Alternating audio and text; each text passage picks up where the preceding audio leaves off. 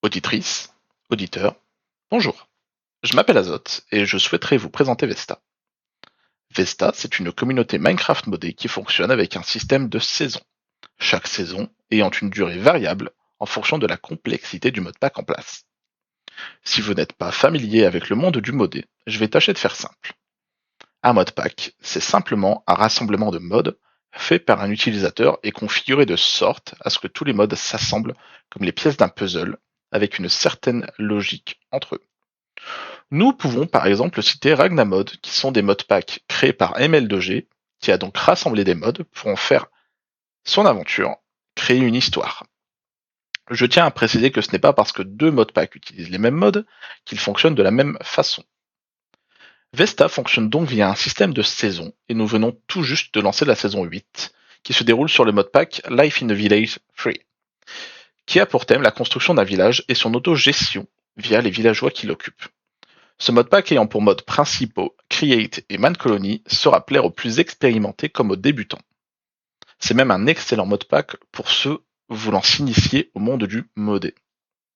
Une fois une saison terminée, nous changeons donc de modpack. Tout ce qui a été fait n'est plus sur le serveur, mais une sauvegarde est effectuée pour permettre à tous de poursuivre et finir leur périple de leur côté en solo. Je vous propose donc aujourd'hui de rejoindre notre Discord et participer à l'aventure Vesta sur cette saison et sur les prochaines. L'adresse du Discord est dans la description. Pour les joueurs ne sachant pas comment installer un modpack ou comment rejoindre notre serveur, je vous retrouve tout de suite pour un petit guide. Et on se retrouve donc pour le petit guide sur comment installer un modpack et du coup comment rejoindre le serveur. Alors pour installer un modpack, c'est assez simple. Vous allez avoir besoin du logiciel CurseForge que vous voyez donc à l'écran actuellement. Pour installer ce logiciel, rien de plus simple, on va sur le site internet de CurseForge. Donc www.curseforge.com. Ici, vous avez donc tout en haut CurseForge App. Hop, on va dessus et on download. Voilà. Donc c'est une application, ici on peut voir que c'est utilisé pour les Sims, Minecraft et World of Warcraft. J'utilise pour Minecraft et World of Warcraft. Une fois ceci fait, donc vous allez devoir vous connecter. Vous avez la page d'accueil donc de CurseForge, donc avec tous les jeux qui sont affectés par CurseForge. Ici, ce qui nous intéresse, c'est Minecraft. Donc si vous avez déjà Minecraft installé sur votre ordinateur, il devrait déjà vous proposer la petite case Minecraft. Sinon, vous allez devoir installer Minecraft via CurseForge. Donc vous allez sur Minecraft, donc ça va vous mettre sur le menu Minecraft ici à gauche. Et donc ici, c'est vos modpacks installés. Donc là, vous voyez, vous êtes sur l'onglet My Modpacks. Mais sinon, vous n'avez rien ici de base parce que vous n'avez donc pas installé le modpack.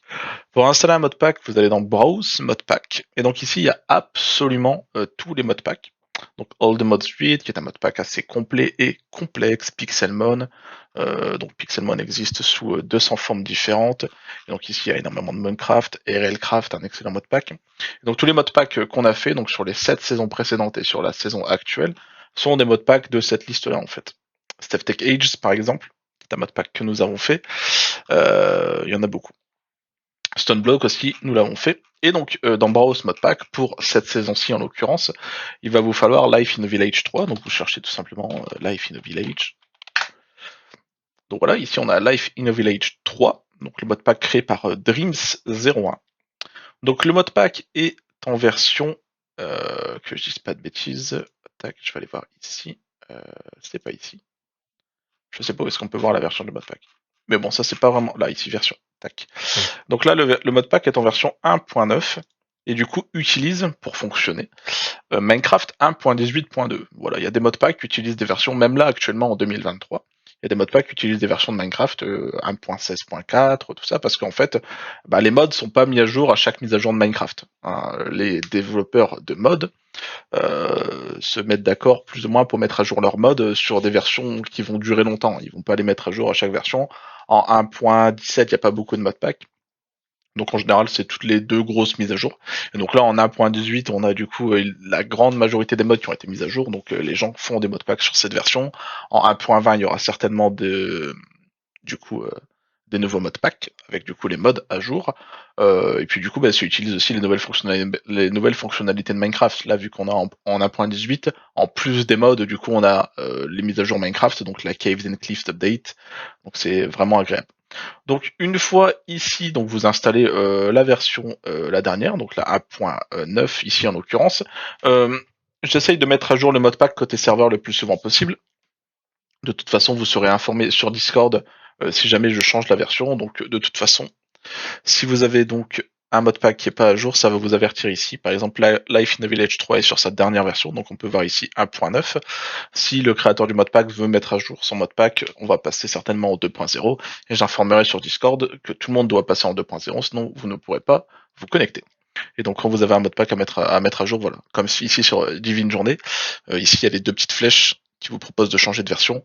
Donc ici vous voyez, là je suis en 2.17.1 et il y a la 2.19.2 qui est sortie, donc vous changez de version, vous mettez à jour. Ça va juste mettre à jour vos mods, ça va rien changer dans vos controls, dans vos configs, tout ça. Et une fois installé, vous appuyez sur Play et vous êtes parti. Petite chose à vérifier avant, ici le petit rouage tout en bas à gauche, Settings, vous allez dans Game Specific Minecraft. Et donc si vous avez la bonne version de Java sur votre ordinateur, ici il va y avoir une jauge.